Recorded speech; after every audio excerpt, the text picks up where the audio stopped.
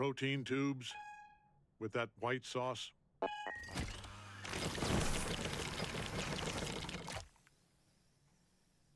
I'm a strawberry.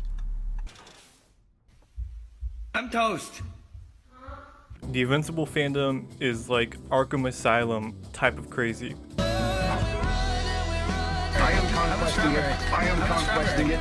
Thankfully, it's been a minute since season 4 ended, so I'm not gonna be expecting like drag edits that I can barely see with my own eyes every now and again. All that aside though, I like this season of Invincible, and there's a reason why I'm making a whole video about this one in particular, I guess, because I like it.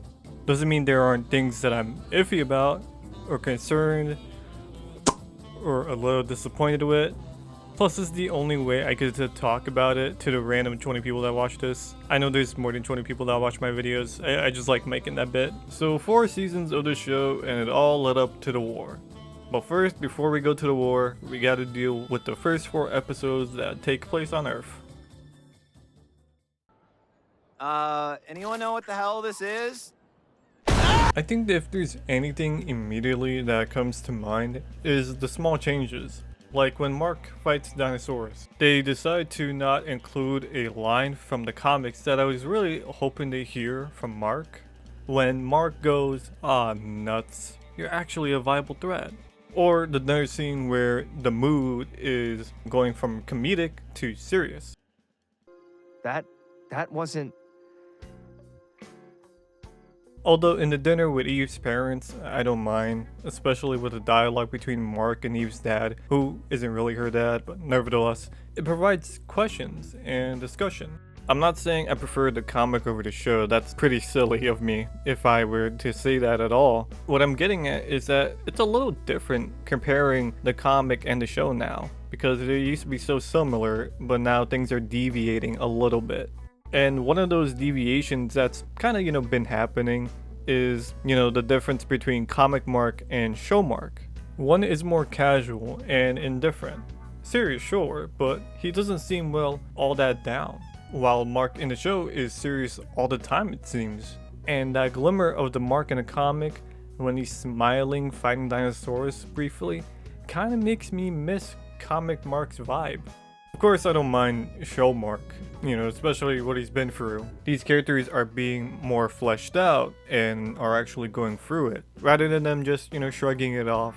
And it makes me care about Mark, it makes me care about Eve, Oliver, Debbie. Fuck you. You killed. And even Paul. I didn't expect to like Paul, but he's so cool. I really like this guy a lot in the show. It's a shame things didn't work out between him and Debbie, and yet it ended so amicably between them. And Oliver will never ever get to taste Paul's spaghetti ever again after this. I'm sure we'll see him around, but I'm gonna miss you, Paul. Anyways, back to Mark. I get it. He's going through it. It's being treated more seriously. But at least give him more cool moments and make him, a little bit more confident like he was in the comics. I'm just tired of seeing Mark struggle in fights he certainly shouldn't be struggling in, or at least have him be threatening and have his moments during these skirmishes in these kinds of fights that don't include, big picture stuff. I want Mark to be respected a bit more is all. Of course, I'm not blind. During the second fight, he's actually hitting hard, but not to the coolness that he did, where he did a Hulk clap to clear out the wave of squids. I've literally been having this problem ever since the Dog Seismic fight, where he gets stabbed by the big creature and Dog Seismic walks up to him to knock him out. Unlike Mark fucking not having it and stabs the creature with his own teeth, then standing up, Dog Seismic shitting his pants, then Mark passes out. So that was a cool moment. I like that confident Mark. So you can imagine my bewilderment when the Viltrumite Hulkbusters appeared during the Flaxen invasion that can easily go toe to toe with Mark. And there's barely a fucking dent in them. What the fuck are these things made of? Holy shit, fuck the Reaniman. These could have came in handy during the Invincible War, or maybe against a Viltrumite like Omni-Man, considering that was what made the Flaxens retire for a little bit in the first place, until they came back with prep time. Look, I get we need to, have stakes, Not everything can be easy, and there needs to be an actual fight going on, and Mark isn't allowed to really show the extent of himself to a whole army of Flaxons. Whatever. This entire point is being led to then what happens to Volcanica. Stop!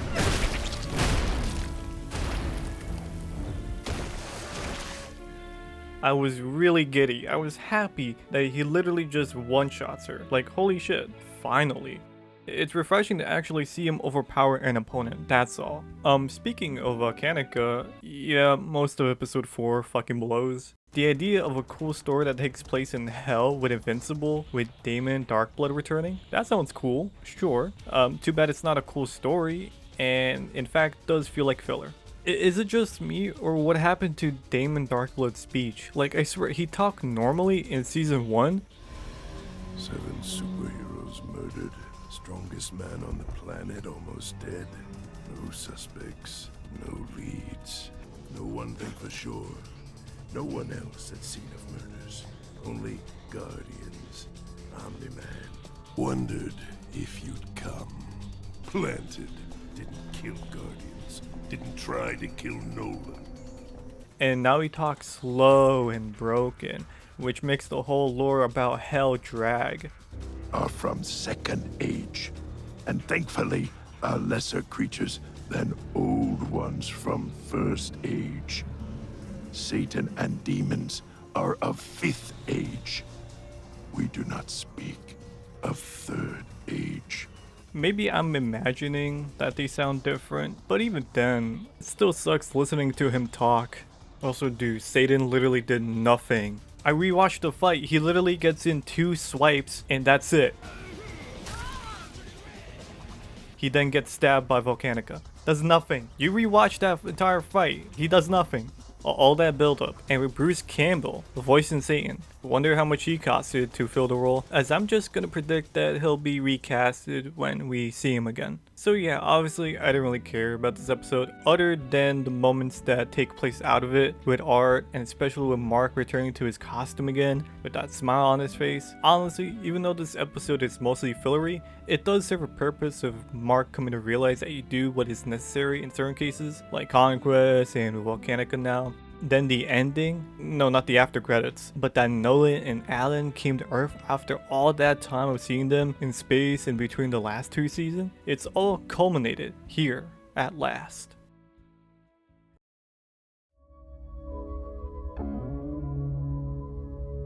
Episode 5 of Invincible is my favorite of the series so far. It has Nolan recruiting Mark into the war, Debbie and Nolan meeting and the whole confrontation, then the nice dinner including Paul's spaghetti that made me feel attached to these characters even more. It's a nice 50-50 where we have the characters in these emotional moments and saying goodbye, and then the other half of the episode where shit gets crazy. Everything between Mark and the Conquest felt so perfect for me that I've been hyped up for this second round, and I was not disappointed. It lasted so long with Mark's entrails being pulled out that I just wanted Conquest to stop and die already. But I like that it was uncomfortably long, to put this old murderous Viltrumite down finally for good. Also, people really believe that Conquest could, be like saved or could be changed in his ways like Omni-Man. And to that, I say no. The people who say that are the type of people who would like pet a bear. His name is literally Conquest. That's all he does. He knows nothing else. If somebody tries to be nice to him, he'll fucking eat them. Literally. Probably. But hey, I'm not gonna be the one to stop people from creating these AUs of Conquest being Kindquest. At the end of the day, it's cute, and yeah, it's never gonna happen though. Anyways, episode 5 also introduces my most anticipated character in Invincible, Tech Jacket. And she's kinda lame. Hold on, I actually like Zoe a lot. She's cool and fun. I really like her character a lot. But during combat, man, it's really disappointing seeing Zoe just shooting lasers and not doing anything cooler with the Gadarian technology. The only thing she really pulled out was shooting this huge blast, only for it to scrape a Viltrumite. So Zoe comes across as more of a support role in this war, and hey, I understand Tech Jacket in the comics also didn't fare well in the war too. In fact, it didn't feel like he did a whole lot compared to Zoe. There's this moment, however, of Tech Jacket using like a bunch of lasers and his tendrils, then punching the Viltrumite with these big metal pummel hands to knock him away. Like, damn, that was cool. I was hoping to see more of that in the show, with Zoe having her own screen time and pulling out all these cool stuff, but it's just lasers. Funny thing is I like her design too, except for this light bulb helmet she has. Literally, if you tweak that so it's not bulbous, then I'd be okay with the look. But no, we got this thing on her forehead. Like I said though, Zoe is cool, and she proves her worth enough by being supportive, especially giving her a moment by saving Space Racer. Hey, that segues into the big fight in episode 7, Drag. They buffed him. You see in the pages, he was actually punched, spilling a little blood, but he casually brushed it off. And even then, he was still genuinely terrifying, especially after Viltrum is destroyed. There's these panels that don't make it into the show, or they're altered or forgotten because the show went in a different direction with Drag. Whereas Drag in this episode and in the animated show, completely unfazed entirely, besides being knocked away once or twice. It brings me to this other line, this small change in the show. There's this line that kind of bugs me with its placement, where Mark casually brings up that Drag was born a weapon since birth and stuff. And I feel that ruins it by nonchalantly bringing it up while recording a message for Eve. Like, yeah, apparently this guy's literally him since he was 0 years old. Anyways, I miss you.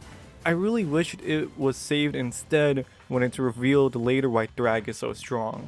Nolan telling Mark Drag was trained from birth, tempered to be the strongest among all the Viltrumites, and they alone can't defeat him. Then Drag grabbing both of their throats, as Nolan tells Mark he always loved him. I guess it makes sense for Nolan to tell Mark what they're getting themselves into beforehand, but I don't know, maybe it could have been brought up differently. Then there's Oliver. Hey, dickhead! You know, they could have organically worked on Oliver getting punched by Drag in this horrifying moment, instead of just him doing the exact thing he was told not to do and does not learn by rushing towards this guy, which then makes people more frustrated that Oliver didn't listen rather than shocked or worried by what just happened. Unlike what originally happened, where Mark was taking on Drag for the first time, and Oliver just kind of wanted to back Mark up when he was punched away. I know it sounds like I'm being nitpicky, and I kinda am, but I genuinely do like everything about the war and these 4 episodes. I love Drag, with each Viltrumite we've been introduced to in the series, to finally what is essentially the final boss. Can you imagine people back in the day thinking Omni-Man was such a villain that it feels impossible to beat him, to what we have to deal with now, where this stubborn Viltrumite stuck to his ways and culture, watched his home being taken from him to really hit, and he has to recognize he can't rebuild what things were like back in the day, before the Scourge virus, before the Purge, or the assassination of Emperor Argol. At least for now, he can save his people and not kill any more either, by finding refuge on Earth, a truce so to speak. Until the next time, of course. Anyways, topping it off is the reveal of the Scourge virus. Not only will it affect Viltrumites, but Mark's people too, humans. And that'll come into play later. But man, what a way to end it off for people only watching the show.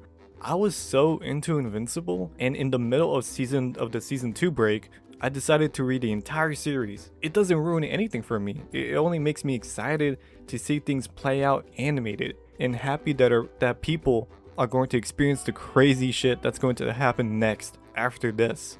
As I'd say this is a good middle point of the show, I think. I'm not going to spoil anything afterwards, of course, but I can't wait for people to be taken for a ride with what's going to happen next. It's just that there's small issues that can be glaring once you notice it, like the Viltrumite disappearing, or that they reused the kids from episode 2 during the Purge. And in the Scourge virus, also Nolan, which confuses me now how old he is, so I chalk it up to an animation error where they accidentally reused him, or maybe they consciously chose him to be there. It's very weird, and I do not want to get into thinking about that. I hope these issues and obviously the animation gets better, but it's entirely dependent on Amazon and maybe Robert Kirkman too, because it seems like there isn't a lot of animators on Invincible. I want this show to look awesome and cool, but it's kind of hard to do that when you know a big company wants the show to come every year. Ah well. So yeah, those are my thoughts about season 4. If there are things that I didn't delve far into, it's because I didn't have anything I wanted to say. And besides, there's other videos made by smarter people than me that go into further detail with the character involvement and scenes. I guess if there's a couple more things I can quickly say, I feel they overdid it a little with the drag visions, especially when Eve is trying to tell Mark what happened while he was gone for 11 months, by the way. It's already such a rough, sad scene. I don't think you needed to add in a drag phantom hallucination to break the tension.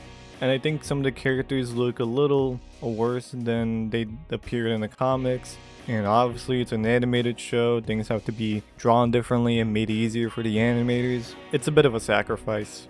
Anyways, thanks for watching everybody. If you made it this far, you can like, subscribe, yada yada, turn it here, I know, but it does help. And I do get nervous reading the comments, but I will reply or read them over when I do. Eventually. I'll see you guys on the next one. See ya.